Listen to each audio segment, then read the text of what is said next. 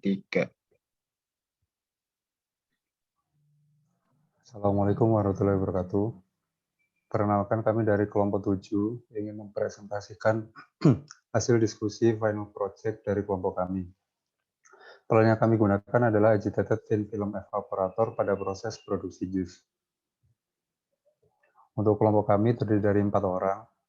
Yang pertama ada Ignatius Gilbert Cano, selanjutnya saya sendiri Maulana Putra Santoso, kemudian Muhammad Rifki Ariful Fuadi, dan Iwayan Adam Arya Pradana.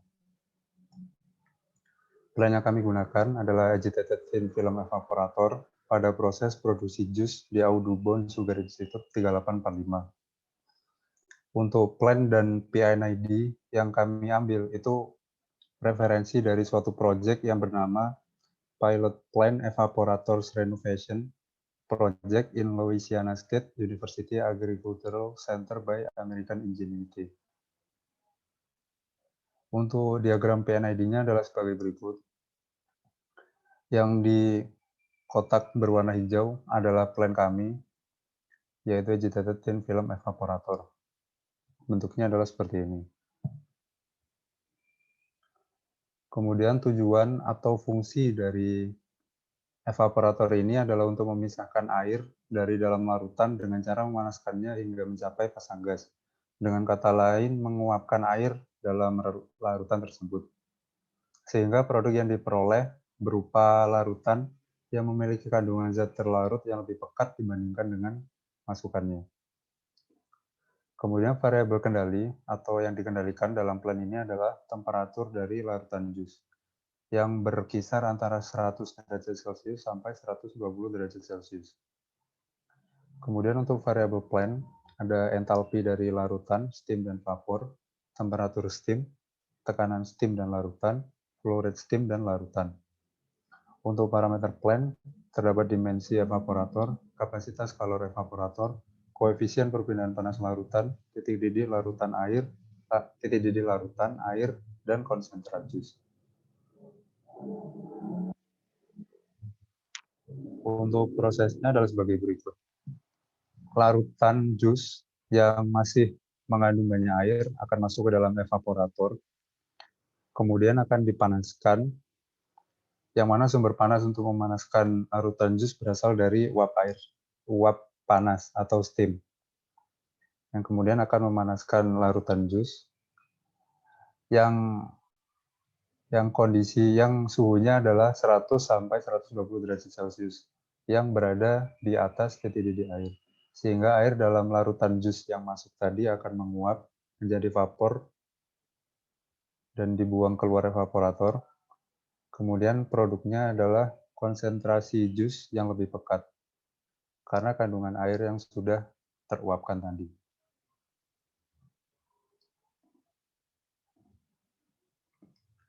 Selanjutnya adalah sensor yang digunakan dalam evaporator. Untuk sensor yang digunakan ini menyesuaikan dengan proses kerja atau kondisi kerja dari evaporator. Karena plan ini bekerja pada temperatur air mendidih, yaitu sekitar 100 sampai 120 derajat Celcius, maka temperatur yang digunakan juga harus mencakup pada suhu tersebut. Selanjutnya, selain temperatur, sensor yang digunakan juga harus memiliki waktu respon yang relatif singkat, dikarenakan perlunya mengamati perubahan temperatur pada larutan jus secara real time. Kemudian selain kedua cara tersebut, faktor lain yang menentukan adalah harga dari sensor yang digunakan. Semakin murah maka akan semakin meringankan pengeluaran pada plan. Menurut kelompok kami, sensor yang paling tepat adalah Glass Encapsulated NTC Thermistor dengan spesifikasi sebagai berikut. Temperaturnya negatif 40 sampai 200 derajat Celcius, yang mana memenuhi kondisi 90 derajat sampai 120 derajat Celcius. Kemudian respons time yang relatif singkat, kurang dari 1 detik, dengan harga yang relatif murah, yaitu Rp5.000 per satuan. Sebagai pembanding, kami menggunakan sensor temperatur lain, yaitu termokapo, yang memiliki spesifikasi sebagai berikut. Temperaturnya adalah min 200 sampai 1750, yang mana angga akan terbuang percuma dengan range yang cukup besar ini, karena yang digunakan hanyalah band 90, yang digunakan hanya sekitar 90 derajat Celcius sampai 120 derajat Celcius, sehingga banyak tidak terpakai. Untuk respons time-nya juga relatif lebih lama, 8 sekon, dibandingkan dengan NTC thermistor yang kurang dari 1 sekon. Untuk harganya juga lebih mahal, yaitu 45.000 per piece, karena range temperaturnya yang relatif lebih lebar. Oke, selanjutnya, berdasarkan variabel yang dimanipulasi dari plan ini, yang berupa laju dari aliran massa larutan yang masuk ke dalam evaporator, maka diperlukan sebuah aktuator, dan aktuator yang digunakan yaitu berupa valve untuk menentukan dan mengatur laju aliran massa tersebut. Untuk jenis valve sendiri relatif banyak dan beragam, bergantung pada kebutuhan dan kegunaannya. Terdapat valve yang digunakan untuk menonaktifkan dan menyalakan saja, dan terdapat juga valve untuk meregulasi. Untuk valve yang meregulasi laju aliran itu sendiri, terdapat beberapa jenis seperti ball valve, butterfly, globe, needle, plug, dan lain-lain. Selain itu juga berdasarkan informasi dari plan yang kami gunakan, di mana untuk laju, dari larutan yang masuk ke dalam evaporator itu berada di bawah suhu 100 derajat Celcius. Dan selama proses mencapai 120 derajat Celcius. Sehingga terdapat dua jenis valve yang dapat digunakan menurut kelompok kami, yaitu diagram valve dan juga butterfly valve. Untuk diagram valve sendiri, dia memiliki kelebihan, yaitu di mana larutan yang masuk akan memiliki aliran yang bersifat laminer atau tanpa hambatan. Selain itu juga diagram valve dapat digunakan untuk fluida yang bersifat kental, korosif, dan juga gas yang bertekanan. Sedangkan untuk butterfly valve itu dia dapat menerima berbagai input larutan dalam tekanan dan juga suhu yang beragam. Dan itu juga butterfly valve memiliki kelebihan di mana responnya yang lebih cepat. Nah, di sini salah satu contoh dari valve yang digunakan pada industri evaporator jus, yaitu ditunjukkan pada gambar, yaitu concentric split diagram control valve, also called Iris type, yang diproduksi oleh UTEC dengan bentuk ukuran material serta aktuasi yang tertentu, seperti yang ditunjukkan pada spesifikasi di sebelah kanannya. Oke, next.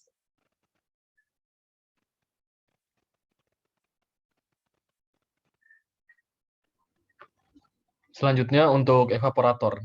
Jadi tujuan utama dari evaporator ini adalah untuk menguapkan dan menghilangkan sejumlah pelarut dari suatu larutan. Oleh karena itu, persamaan utamanya terdiri dari keseimbangan massa dan energi. Berikut adalah persamaannya, yaitu F in sama dengan V ditambah F out. Selanjutnya S in sama dengan S out. F in dikali C in sama dengan F out dikali C out. Nah, persamaan keseimbangan massa ini hanya menyatakan bahwa apa yang masuk dari sistem harus keluar dari sistem, baik mengenai uap dan larutan. Nah, karena uap dan fluida nggak dapat bercampur, persamaan massa memuat neraca massa ini menyatakan bahwa jumlah zat padat terlarut dalam larutan harus konstan di setiap evaporator. Di sini untuk persamaan tadi, F itu melambangkan aliran massa sirup, dengan V adalah aliran massa uap, dan S adalah aliran massa uap. Selanjutnya, didapatkan bahwa persamaan keseimbangan energi ini sebagai berikut. Dengan rumus SIN dikali H SIN tambah Fin dikali H Fin sama dengan S out dikali H S out ditambah V dikali H V ditambah F out dikali H F out dikali W loss. Nah, ini persamaan keseimbangan energi ini menyatakan bahwa energi dari massa yang masuk harus sama dengan massa yang keluar. Selanjutnya untuk persamaan tambahan untuk perpindahan panasnya adalah WTH sama dengan U dikali A dikali dalam kurung T in dikurang T out. Nah, lalu Dengan menggabungkan persamaan Fin, Sin, dan kesetimbangan energi didapatkan fungsi atau ekspresi untuk persamaan dari evaporator tersebut, yaitu V sama dengan HS in dikurang HS out per HV dikurang HV out, HF out maksudnya, dikali S in ditambah HF in dikurang HF out per HV min HF out dikali F in dikurang W loss per HV min HF in. Next.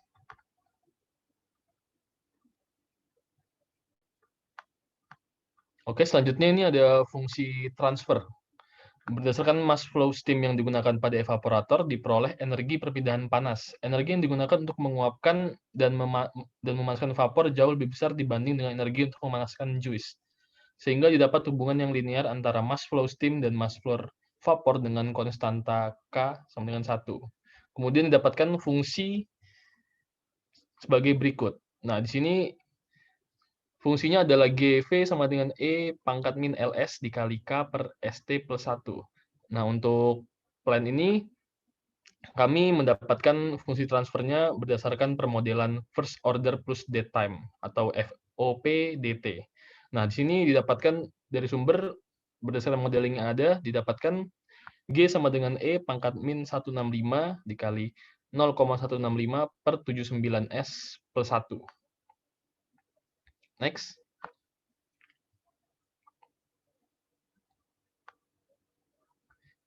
Nah, berikut adalah gambar dari diagram sistem open loop. Dengan sumber buku yang ada, diperoleh bahwa open loop dari diagram block ini adalah G-plan sama dengan E pangkat min 165 dikali 0,165 per 79 S plus 1. Yang berarti memiliki delay time sebesar 165 detik dengan konstanta hubungan mass flow dan vapor sebesar 0,165 dengan time konstan 79 detik. Lalu untuk closed loop-nya didapatkan GCL sama dengan G-plan per 1 ditambah G-plan. Nah, ini selanjutnya karena persamaan ini ada eksponensial, maka untuk mencari fungsi transfer closed loop dibutuhkan bantuan MATLAB. Di sini diberikan bentuk state space sebagai berikut.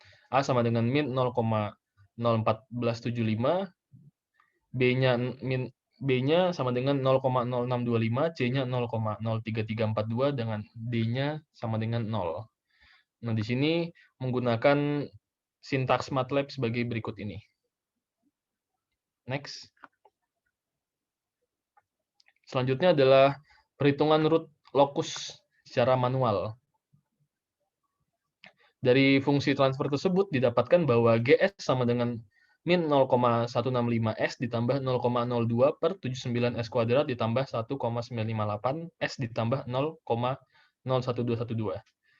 Nah, berdasarkan fungsi transfer ini, di sini pembilangnya didapatkan bahwa memiliki satu orde 1 dan penyebutnya orde 2. Maka didapatkan untuk polenya ada 2 cabang dan zeronya ada 1. Di sini dari fungsi transfer tersebut didapatkan bahwa polenya adalah min 0,01 dan 0,01. Dan zeronya didapatkan 0,0121. Selanjutnya, untuk asimtotnya rumusnya adalah N min M, dengan N adalah jumlah pol dan M-nya adalah jumlah zero. Di sini didapatkan bahwa polnya ada 2, dan sedangkan zero-nya ada 1, sehingga didapatkan asimtotnya adalah 1. Selanjutnya untuk titik potong asimtotnya, di sini rumusnya adalah sigma finite pole atau polnya ini maksudnya adalah jumlah koordinat polnya. Selanjutnya dikurang sigma zero atau jumlah koordinat zeronya dibagi N per M. Lalu dimasukkan angka dari titik koordinat dari pol tersebut, yaitu min 0,01 dikurang min 0,01 dikurang sigma dari zeronya, yaitu 0,0121 dibagi n min m atau jumlah pol dikurang jumlah 0. Maka didapatkan nilai titik potongnya adalah di min 0,0321. Selanjutnya untuk sudut asimptotnya yaitu 2Q plus 1 per n min m. Nah, 2Q-nya itu adalah n min m min 1. Sehingga dari rumus 2Q plus 1 per n min m itu didapatkan bahwa Q-nya kan 1. 2 kali 1, 2 ditambah 1, 3. Maaf, maksud saya kan Q-nya 0, berarti 2 kali 0 ditambah 1, itu 1 per n min m-nya 1. Dikali 180 derajat. Berarti didapatkan sudut asimptotnya adalah 180 derajat. Selanjutnya adalah breakaway point-nya itu adalah turunan dari penyebut dari fungsi transfer ini. Di sini dk per ds sama dengan min d dalam kurung 79s kuadrat ditambah 1,958 s ditambah 0,01212. Lalu diturunkan mendapatkan min 79s ditambah 1,958 sama dengan 0. Lalu didapatkan nilai S-nya adalah min 0,0247. Lalu berikut adalah grafik dari root locus perhitungan manual dengan titik polnya dengan titiknya sebagai berikut ini. Oke. Selanjutnya next.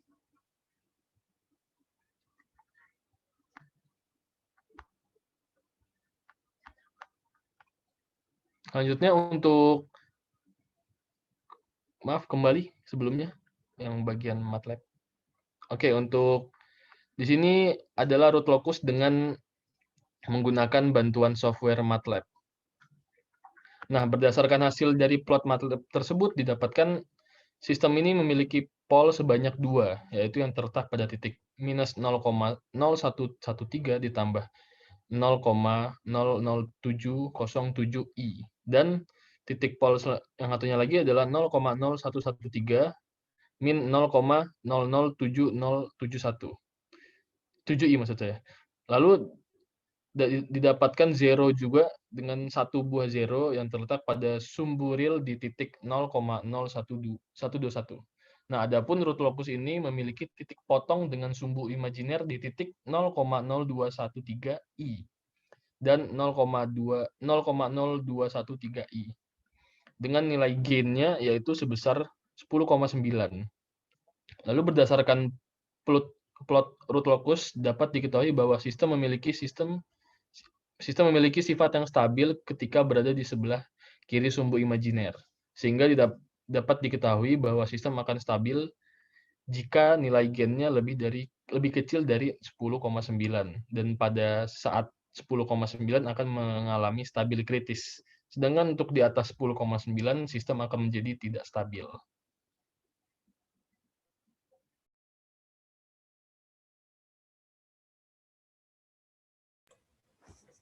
Ya, selanjutnya kita masuk ke perhitungan Bode plot.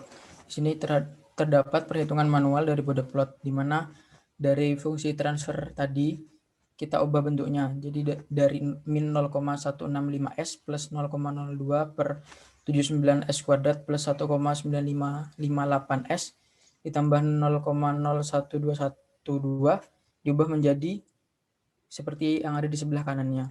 Lalu tahap selanjutnya kita ubah fungsi transfer tadi dari domain S ke domain J omega.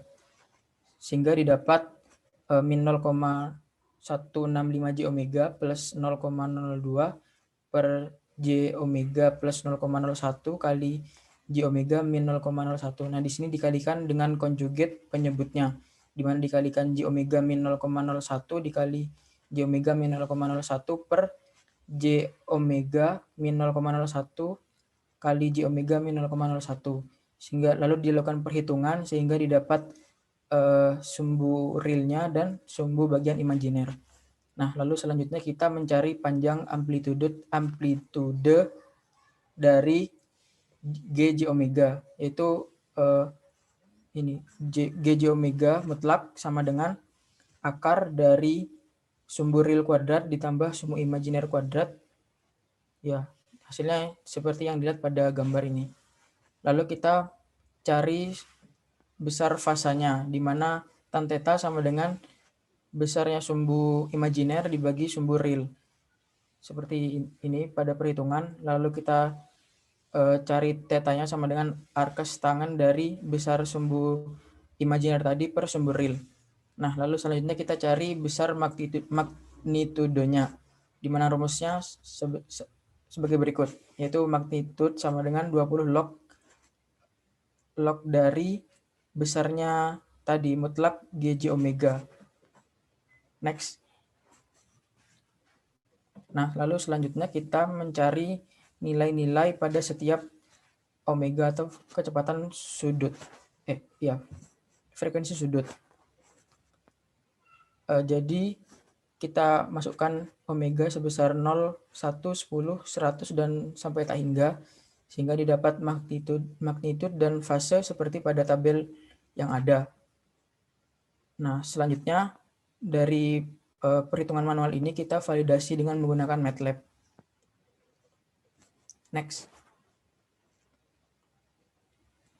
Yang berikut merupakan plotting Bode plot menggunakan MATLAB, di mana berdasarkan hasil plot yang diperoleh, nilai amplitude pada bagian magnitude ini semakin menurun ketika input semakin besar, sehingga output akan semakin kecil untuk frekuensi yang semakin tinggi. Nah, saat frekuensi rendah, gain memiliki nilai yang minus, seperti yang dilihat pada min 50 ini. Terus pada bagian fasa terjadi pendahuluan, di mana untuk frekuensi rendah mencapai min 360, mencapai 360 dan semakin besar frekuensinya. Dan semakin besar frekuensinya, pendahuluan fasa menjadi menurun menjadi 90. Seperti pada bagian ini 90. Nah, dari sistem ini dikatakan stabil karena jika tidak stabil, hasil plottingan Bode plot ini memiliki nilai fasa min 180 derajat dan gain magnitudenya sebesar 0 desibel. Nah, didapat pula gain marginnya sebesar 11,8646 pada saat frekuensi 0,0213 radian per sekon. Nah, tujuan dari Bode plot ini untuk melihat respon atau karakteristik dari sistem, di mana direpresentasikan oleh dua grafik ini, yaitu magnitude dan fasa. Next. Ya, selanjutnya kita masuk ke Nyquist plot, di mana di sini kita lakukan perhitungan manual terlebih dahulu. Seperti halnya pada Bode plot tadi, kita rubah fungsi transfernya menjadi bentuk yang lebih sederhana, menjadi seperti yang terlihat pada perhitungan atas sebelah kanan. Fungsi transfernya menjadi 0,165S plus 0,02 per S plus 0,01 dikali S min 0,01. Nah, lalu kita mengganti S dengan J omega, sehingga didapat min 0,165 J omega plus 0,02 per J omega plus 0,01 dikali J omega min 0,01. Sama halnya dengan Bode plot tadi, kita kalikan dengan konjugatnya. Maka akan ketemu sumbu real dan sumbu imajiner. Lalu kita mencari besar magnitudenya atau amplitude barunya, di mana besarnya mutlak dari GJ omega tadi, didapat pada perhitungan pada gambar ini. Lalu kita mencari fasenya, di mana theta sama dengan arkes tangen sumbu imajiner per sumbu real. Lalu kita mencari titik awal saat omega sama dengan 0 dimasukkan pada mutlak GJ omeganya, di mana didapat besar amplitudenya sebesar 20 dan tetanya sama dengan 0 derajat. Lalu kita coba masukkan untuk titik akhirnya, yaitu saat omega sama dengan tak hingga. Saat GJ omeganya sama dengan saat tak hingga, GJ omeganya sebesar 0. Lalu tetanya sebesar min 270 derajat. Theta ini didapat dari arkes tangen dari tak hingga pangkat 3 per min 0,0001. Lalu kita cari perpotongan kurva pada sumbu real, yaitu saat imajiner GJ omega tadi sama dengan 0.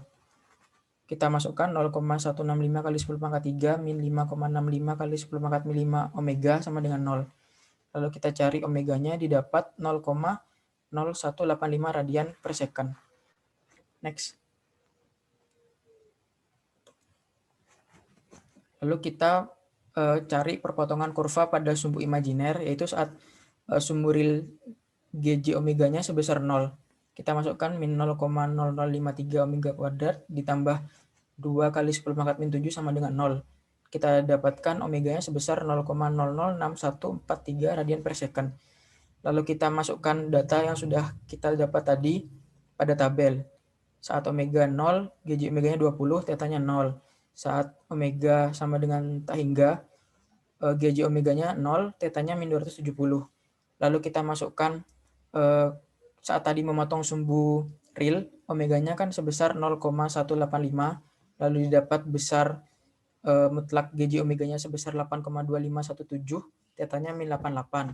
Nah, saat cross dari imajiner, kita masukkan didapatkan GJ omeganya 16,2815 dan tetanya 89,98. Lalu kita gambar pada sebelah kanan, didapat gambar seperti berikut.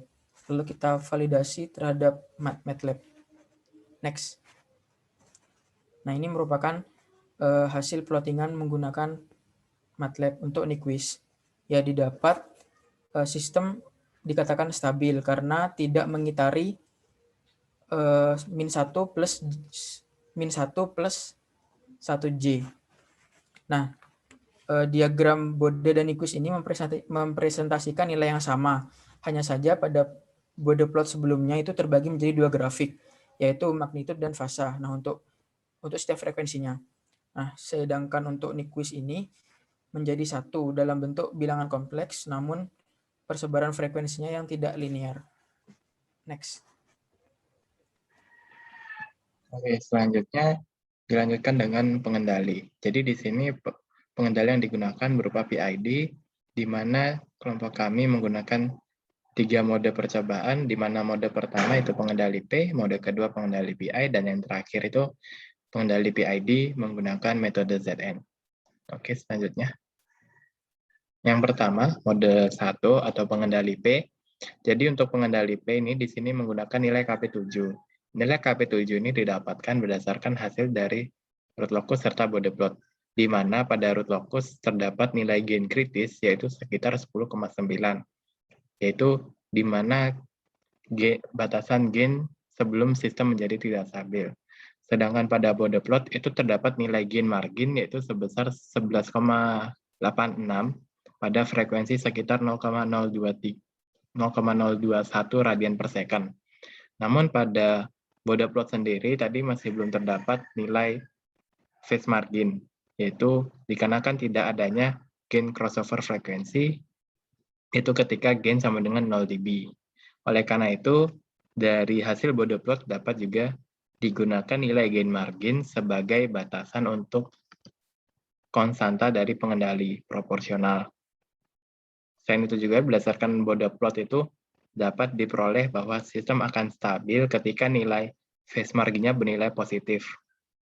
Sehingga di sini dengan KP berdasarkan hasil root locus lebih kecil dari 10,9 dan untuk dari Bode plotnya lebih kecil dari gain margin yaitu sekitar 11, maka digunakan nilai KP sebesar 7. Dari nilai KP7 dilihat pada hasil dari plot root locusnya saat gain-nya sama dengan 7, maka diperoleh beberapa parameter seperti damping rasionya 0,209, omega n-nya 0,0189 radian per second, dan omega d-nya 0,0185 radian per second. Nah, selanjutnya dari beberapa parameter tersebut dapat dicari untuk karakteristik dari respon sistemnya seperti rise time, TR, di mana menggunakan rumus 1 per omega D inverse tangan dari omega D per zeta omega N. Sehingga diperoleh rise time-nya 73 detik. Untuk peak time-nya menggunakan rumus TP sama dengan Pi per omega D, diperoleh nilai TP sama dengan 169,82 detik. Dan untuk maksimum overshoot, berdasarkan hasil plot root locusnya sendiri, diperoleh nilai sebesar 51,2%, serta untuk settling time, pada settling time dengan error 2%, yaitu 4 per zeta omega N, diperoleh settling time sekitar 1000 detik, 1012,63. Oke, selanjutnya. Nah, berdasarkan hasil dari plot manual, step respon manual, maka dapat divalidasi dengan hasil menggunakan plot MATLAB step respon. Sebagai hasilnya dapat diperoleh gambar di sebelah kiri dengan sintaks yang tersedia di sebelah kanan atas. Dengan memasukkan nilai fungsi transfer dari gain system atau gain plan, kemudian KP-nya sebagai konstanta dari pengendali proporsional, hanya dilakukan closed loop dengan menggunakan feedback KP dikali GP, 1, lalu dilakukan step respon. Sehingga diperoleh nilai karakteristik respon, yaitu rise time 39 detik, settling time di angka 3000 detik, untuk maksimum overshoot-nya 88%, dan untuk peak time-nya 329 detik. Nah, berdasarkan hasil dari step responnya ini dapat dilihat pada gambar di mana untuk sistem dengan pengendali P itu memiliki nilai yang lebih mendekati dengan set point apabila dibandingkan dengan sistem tanpa pengendali. Namun pada sistem pengendali P ini memiliki nilai overshoot yang cukup tinggi, yaitu sekitar 88%, settling time yang relatif lama diakibatkan sistem berosilasi terlebih dahulu, sehingga sistem cenderung kurang stabil. Masih dalam stabil, hanya saja mengalami osilasi yang cukup lama. Begitu pula dengan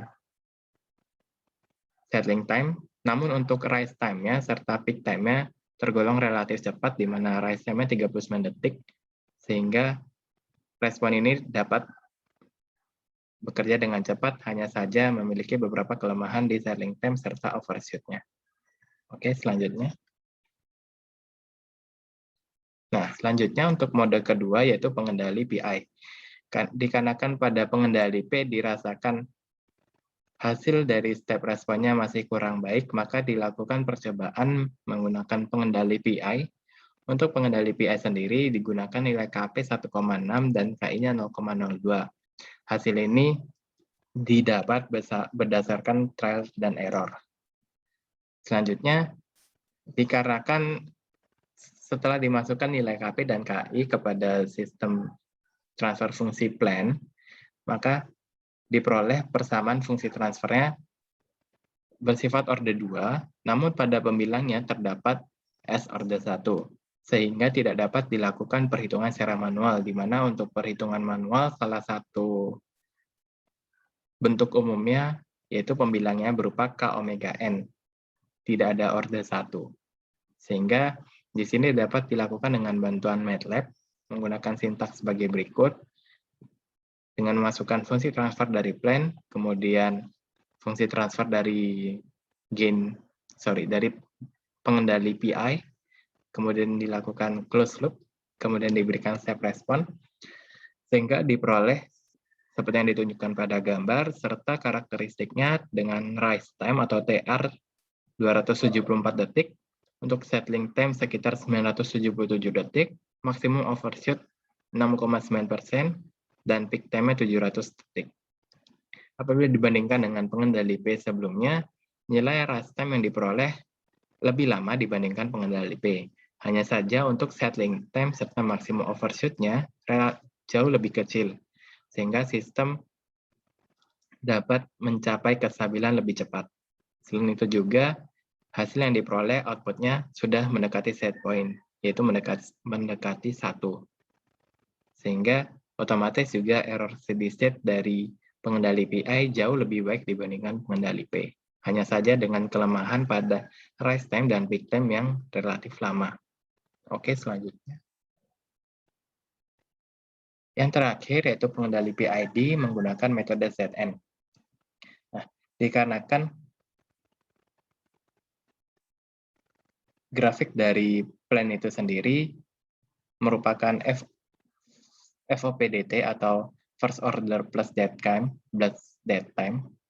maka dapat dilakukan dengan menggunakan tipe 1 maupun tipe 2. Hanya saja pada bentuk grafiknya tidak berupa bentuk S, sehingga tipe 1 tidak dapat digunakan. Oleh karena itu, kelompok kami menggunakan metode ZN tipe 2. Untuk metode ZN tipe 2 sendiri ini perlu dicari terlebih dahulu nilai dari gain kritisnya. Untuk nilai gain kritisnya pada plot root locus diperoleh 10,9. Namun ketika dicoba, di mana gain kritis pada ZN ini ditunjukkan pada sistem berosilasi tanpa henti. Hanya saja pada saat dimasukkan nilai gain kritis sebesar 10,9, sistem menjadi tidak stabil. Di mana semakin lama nilai akan semakin besar. Oleh karena itu dilakukan pencarian secara manual untuk gain kritis, sehingga diperoleh gain kritis atau KCR pada angka 9,03 dan pada frekuensi sekitar 0,0032 Hz.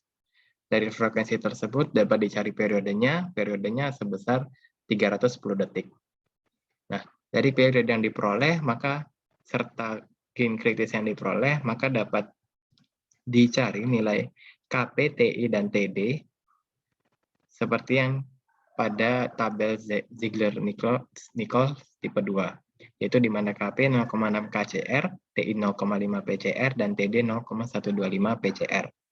Sehingga diperoleh KP sebesar 5,42, KI sebesar 0,035, dan KD 210,68.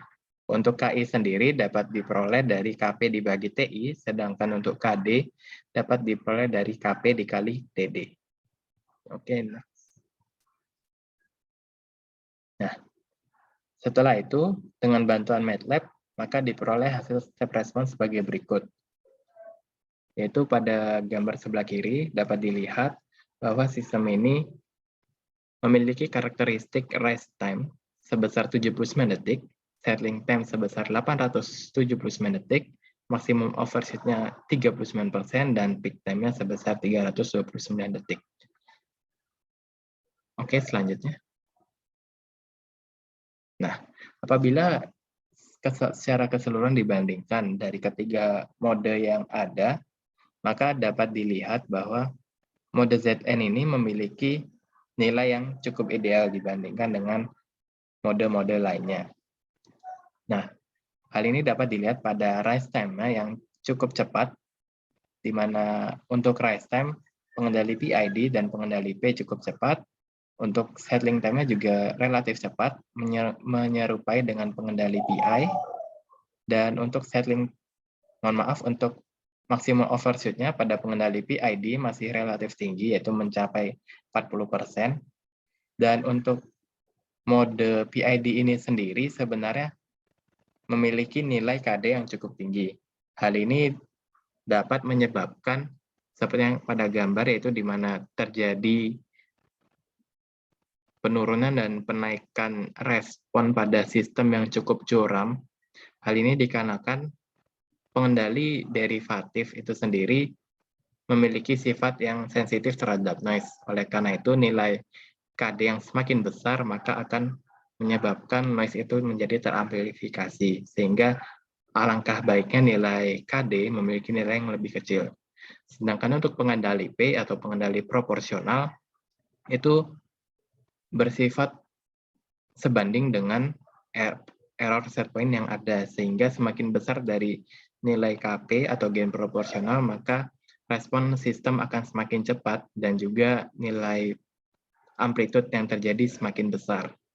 Sedangkan untuk integral, dia mengakumulasi error-error yang ada sebelumnya sehingga lebih menurunkan pada error steady state-nya, seperti pada kondisi yang sudah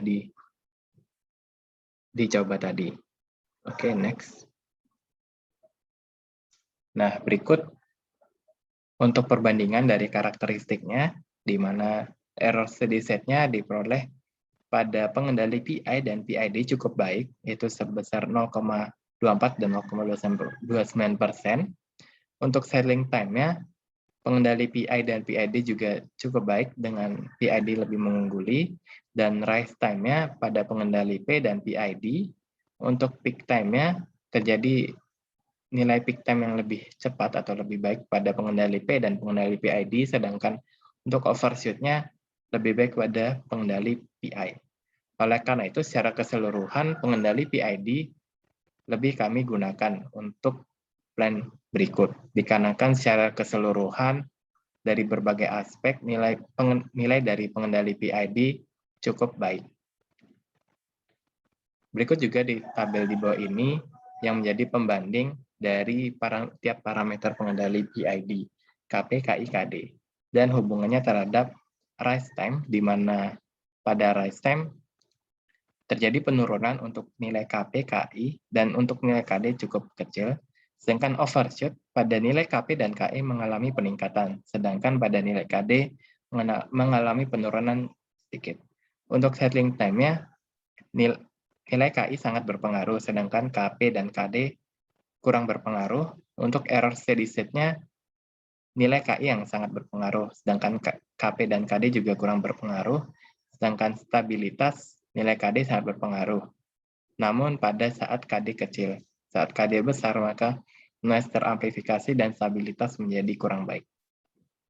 Oke, selanjutnya. Berdasarkan beberapa tinjauan kami mengenai dari parameter plan, variabel, serta juga analisis performa plan pada root locus, border plot, Nyquist, serta pengendali PID, maka dapat disimpulkan untuk plan agitated thin film evaporator, sistem ini memiliki tujuan untuk menghasilkan konsentrat jus, yaitu dengan menguapkan kandungan air yang ada dengan sebuah steam, sehingga air tersebut akan menguap menjadi sebuah uap dan akan menghasilkan jus dengan konsentrasi yang cukup tinggi dibandingkan dengan masukannya.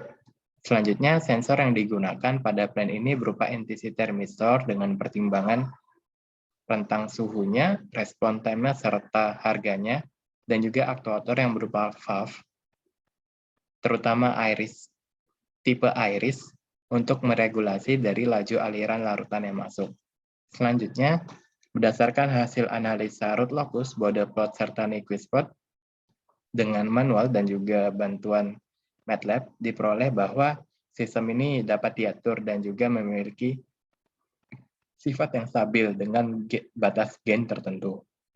Selanjutnya, untuk pengendali PID mampu menghasilkan performa yang lebih baik dan stabil, di mana pada sistem sendiri hasil yang diperoleh masih belum mencapai set point yang diharapkan.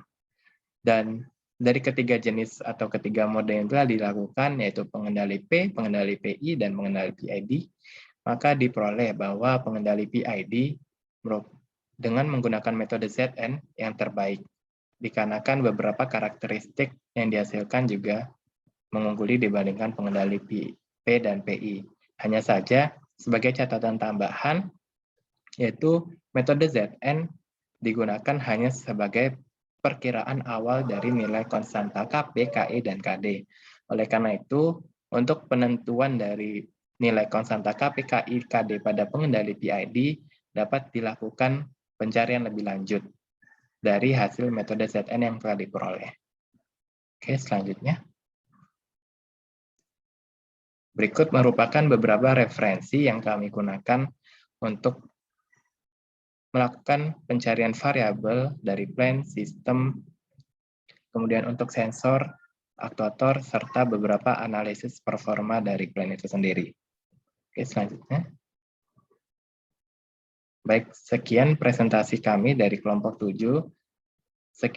Terima kasih atas perhatiannya dan mohon maaf apabila terdapat kesalahan kata, dan wassalamualaikum warahmatullahi wabarakatuh.